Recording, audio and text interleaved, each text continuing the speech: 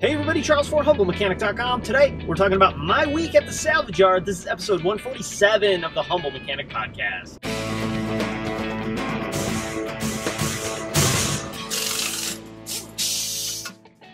Alright, so typically when I shoot these shows in the car, first of all, it's been a really long time, so awesome, right, that I'm back in the car. But typically when I do that, I have a microphone on, and today I didn't put on a mic, so hopefully the audio is alright. This is straight off my GoPro Hero 3 Plus. In addition to that, I'm test driving a Van-True dash cam that does have a microphone on it, so that's how I'll sync them together, and hopefully have some pretty cool footage for you guys on my drive home. So like I said, we're talking about my week at the salvage yard, or sorry folks at Pull Apart, I know that I'm going to end up calling it a junkyard at some point, but I want to talk to you guys about this really great week that I had. So I flew down to Atlanta to shoot some videos with Pull Apart salvage yard. They obviously sell used auto parts, do a whole bunch more cool stuff with recycling and whatnot, but the primary thing there at the lot is used parts. And they totally punked me, right? So we had set it up. I was going to have a camera guy, which is awesome because I've never had a camera person before. You know, I just kind of lean on my old trusty tripod to hold the camera steady. And I get there and we do a quick walk around at the yard. And then who walks around the corner but my good friend and fellow YouTuber, EricTheCarGuy. And I was pumped. You know, it's not often that someone pulls one over on me like that, and it was cool. You know, the folks at Pull Apart that put all this together are super awesome, great people to be around, very good people to work with. I mean, the whole week of working with them was absolutely fantastic. So this was on a Monday that we met up, and you know, we went and had dinner, and Eric and I hung out and kind of had a conversation about how the week was going to go. Tuesday rolls around, we get to the yard. We shoot, gosh, a ton. I think for the week we shot 17 or 18 videos on how to remove parts and taking parts off the right way and not damaging stuff in order to get a part off a car. I mean, how many of you guys that have been to a salvage yard, to a junkyard, go to get a part and it's just destroyed? You know, the steering column trim is destroyed because they needed a little knob, or they bust a window to take the door lock pin cover off or something like that. So we did a bunch of videos showing people how to take parts off Volkswagens and Audis the right way. And I gotta say, you know, I've been working on Volkswagens, for those of you guys that don't know, for, oh boy, 12 years, 12 and a half years roughly.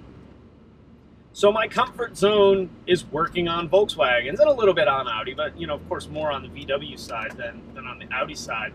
And being there without my tools, right, without my big toolbox, my roll cart, without air tools, we did have an electric impact, which was super helpful. Tech tip, if you guys are going to the salvage yard, get a good quality electric impact because it'll save your life taking parts off that, you know, you need that impact for.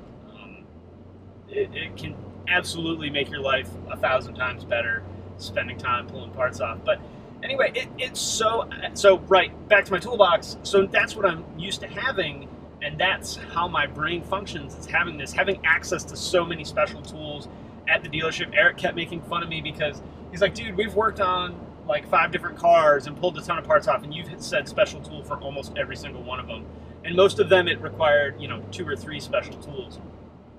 So I'm used to having all that. And being out there in the heat, in the sun, with a bag of tools, not in ideal conditions, you know, compared to what I used to be in, really was great. It was so out of my comfort zone in the aspect of being a professional technician, but it was so in my comfort zone of being a DIYer, because that's how a lot of people start. You know, being a car guy, that's how it starts. It doesn't start with a giant toolbox full of, you know, great quality tools. It starts with a rinky-dink set of wrenches that you probably got handed down from an uncle or dad, mom, brother, whatever, and you build your kit out from there. So being in that environment and working that way was so awesome. It was such a throwback to, you know, fixing your car with your buddies on a Saturday, you You know, putting radios in your friends' cars is some of the things that I would do. Putting radios in friends' cars, taking parts off and fiddling with them and maybe repainting them. My first car was a Jeep, and one of the first few things that I was doing to the Jeep, this was before I knew anything about how to fix cars, was taking trim pieces off, or like the piece that prevented the tailgate from swinging open and having the spare tire hit the side of the car, taking that stuff off and refinishing it, you know, sanding it down, getting it all painted and looking nice again. So it was such a throwback to that, and it really made me feel good about working on cars. Now the other side of that was we were making these videos, right? And I'm out like pouring sweat, working in unideal conditions, and having a camera like right up in my face, which is not something I'm uncomfortable with, but it's very different to have someone standing on the other side of that camera watching you, as well as, you know, you have airplanes flying over and forklifts driving by and other people in the yard working on cars and taking stuff off cars so they can, you know, fix their own car or resell the parts, whatever brought them there to the yard that day. It's intimidating because I'm just not used to working in that environment, and it's pretty distracting when you're trying to explain to not only a camera but to another human being that you're not really able to have any interaction with how to do something, and then having, you know, a camera kind of in your way while you're taking parts off is pretty distracting too. But that I've become very accustomed to. But I will tell you, I learned a lot about ways that I can make videos better for you guys, because it's different to have someone there giving you instant feedback. Charles, that looked weird. Or Charles, you said the wrong word. You meant tire and you said brakes. That didn't happen. You know, that's kind of an extreme example. But it was great to have that number one viewer, right? That first viewer instantly watch it and give you feedback if something wasn't right. Not only that, you have someone monitoring the video, which I don't have now, so hopefully the camera's straight and like the top of my head's not cut off, as well as audio. So, you know, you guys that have been watching the show for a while may remember early on in the show, before I upgraded audio equipment, I had all kinds of audio problems because I had no way to monitor it. I had no one with, you know, earphones listening to what I was saying to, one, tell me that I said something stupid, or two, tell me that, you know, there was an equipment malfunction, or, hey, dum-dum, you forgot to turn your mic on and you just recorded a 15-minute video with absolutely no audio, which has happened more than one time. So it was really great to have that, and I think I learned a lot about that, and it was great because Eric, one, you know, knows how to drive that camera. We have very similar cameras, so he knew how to drive my camera. He also knows about cars, so he could get the camera right where I needed him to get the camera without me having to tell him, Eric, I need the camera right here.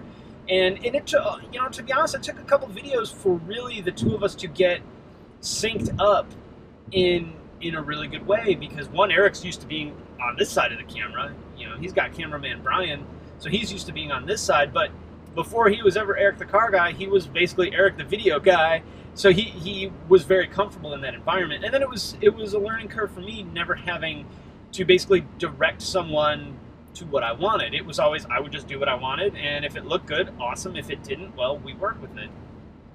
So it was a really great learning experience for me. And guys, I think these videos are going to be awesome. And, you know, for a lot of you, how to take some of these parts off may not give you any value, in the sense of you don't need to know how to take a serpentine belt tensioner off.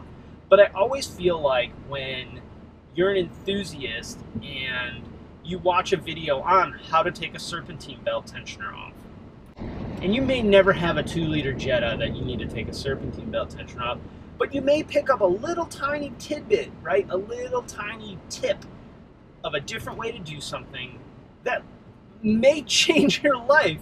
You know, you may go, damn, I've been doing this other way all this time, and it worked all right, but now seeing someone do this a different way, I have a whole new perspective on how to view not that job, but maybe a different job where the process is similar, the mindset is similar. You know, I do this at the shop all the time. We have like 14 technicians or something like that, and everybody does things differently. A lot of us do things very similar, but everybody does things a little bit different. So if I walk by someone working on a car and see something that is out of the ordinary from my point of view, I walk over and see what's going on. One, I want to make sure we're not doing things wrong in the shop, but two, to learn and to understand, hey, why are you doing this? Oh, well, I found if I take this one line off and move it out of the way, I don't have to mess with anything. And I think, man, I've just been kind of working around that line this whole time. It took them 4 seconds to take that off. I'm going to do it that way. And that's how I've been able to really get better as a technician, by doing things like that, picking up little tips and little hints and little tricks from everyone that can provide value to me. Now, I'm not talking hacks, right? I'm not talking cutting the line and zip tying it back together, whatever. I'm talking about like legit stuff, like legit ways to do things better, to do things faster, to do things more efficient. As a flat rate technician, that's what we live by, is doing things more efficient. As a DIYer, or as, you know, an enthusiast, learning that kind of stuff is still going to save you a ton of time. It can be the difference between 8 hours working on your car on a Saturday or 3 hours working on your car on a Saturday. You know, who knows? Who knows what the little trigger point is going to be for you to pick up a tip that can seriously save you a ton of time. So when these videos come out, don't worry, you guys are going to know.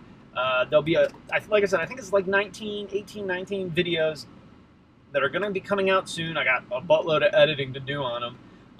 But I think they're going to be cool, and I think it's going to give you guys a really cool, unique, different perspective on taking parts off Volkswagens and Audis that maybe you never had before. And hey, you may hit the jackpot and learn how to take a tensioner, serpentine belt tensioner, off a 2-liter Jetta because you didn't know.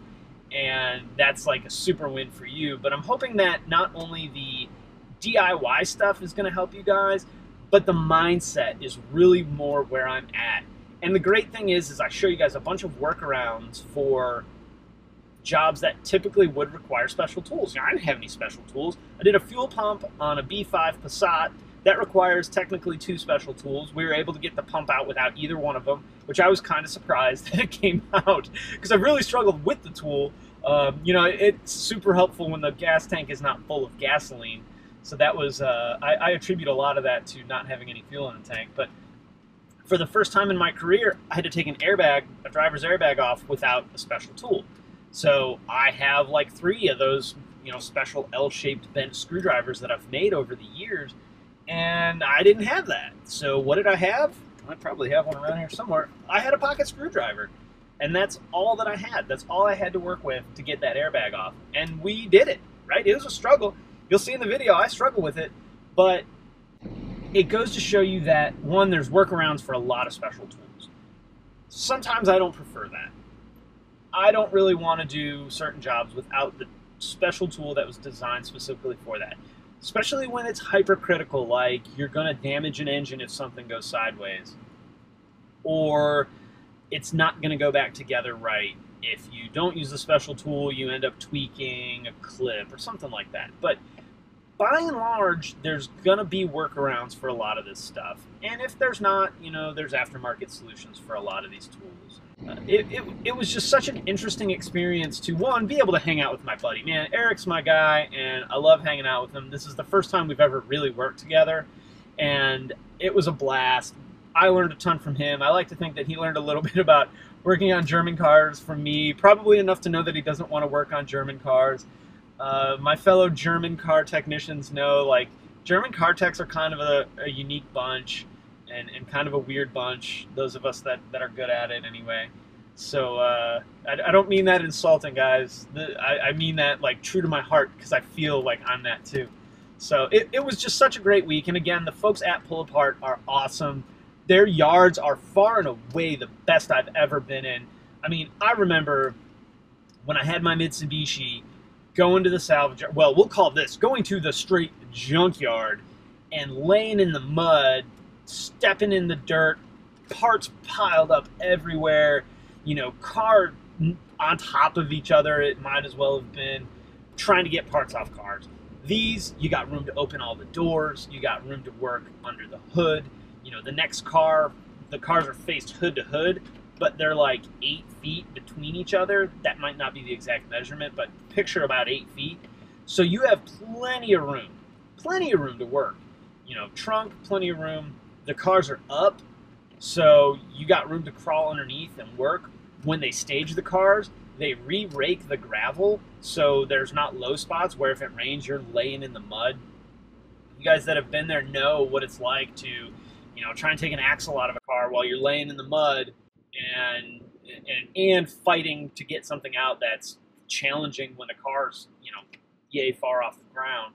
So if there's a pull-apart near you guys, I highly recommend it. Again, awesome pricing. They are working on pictures on their website, which a few of you guys have let me know that you'd like to see out of them. So they are working on that. That is coming, which I think will be awesome. I totally squandered the opportunity to get a dimple dash out of a Cabrio, as well as a metal valve cover off OBD1 VR6. I'm a little bummed about that, but you know, it's not the end of the world. It was really great experience, and I think you guys, like I said, are really going to dig on the videos that are coming out. So I'm going to go ahead and wrap it up there. I feel like I've rambled plenty for you guys. It was such an exciting week. I really wish that I could have done more like live video and stuff there to show you guys how cool it was. There'll be, again, plenty of footage, probably more than one outtake video or behind the scenes type thing, because there was just some stuff that, while may not be super family friendly, was just so funny, at least to us that were there, and so fun to do that I really want to share that with you guys. So be on the lookout for that too. So, all right, guys, I am really going to wrap it up there. If you guys have any questions or comments, throw it down in the comments section. Hey, if you like the video, throw a thumbs up on YouTube. Guys, I really do always appreciate that. You can also subscribe here on YouTube or on the blog at humblemechanic.com. Hey, that subscribe button below or to the side, wherever it ends up, is a live subscribe button, so you can subscribe right there. You can also follow me on Facebook, Twitter, Instagram, YouTube, the blog, of course, and Snapchat. And I think I forgot to say Instagram. All right, guys, that's it. Thanks for watching, and I will see you next time.